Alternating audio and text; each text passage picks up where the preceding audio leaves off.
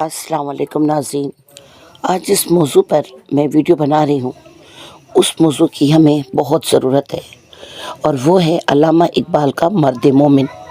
कहने को तो पाकिस्तान एक इस्लामी मुल्क है और हम मुसलमान हैं, लेकिन अगर हम अल्लामा इकबाल का मर्द मोमिन देखें तो हमें समझ आ जाएगी कि हम सब कुछ हैं लेकिन मुसलमान नहीं है।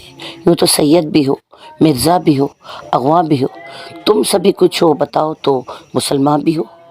हर लहज़ा है मोमिन की नई शान नई आन, गुफ्तार में किरदार में अल्लाह की बुरहान। कहारियो गफ़ारियो कुद्दूसियो जबरूत, ये चार अनासिर हों तो बनता है मुसलमान। कहारी कहर नाजिल करने वाला, गफ़ारी माफ़ कर देने वाला, कुद्दूसी पाकीज़ा गुफ्तगू करने वाला, और जबरूत रोब और दबदबा रखने वाला, जिसके साथ कोई मजाक ना कर सके, जिसका कोई मजाक ना उड़ा सके। ये चार अनासिर हों तो बनता है मुसलमान।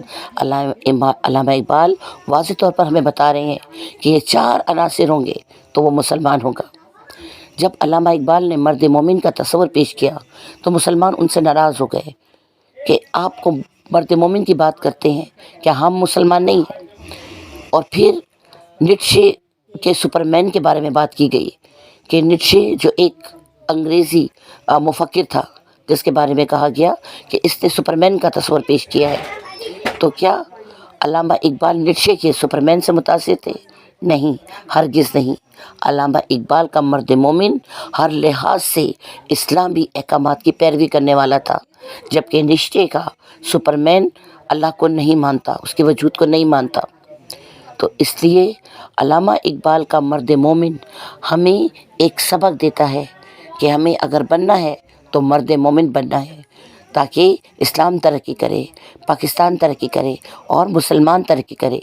दुआओं में हमें याद रखिए और सब्सक्राइब करें और कमेंट्स भी दें। आपके कमेंट्स का मुझे इंतज़ार रहेगा। बहुत शुक्रिया।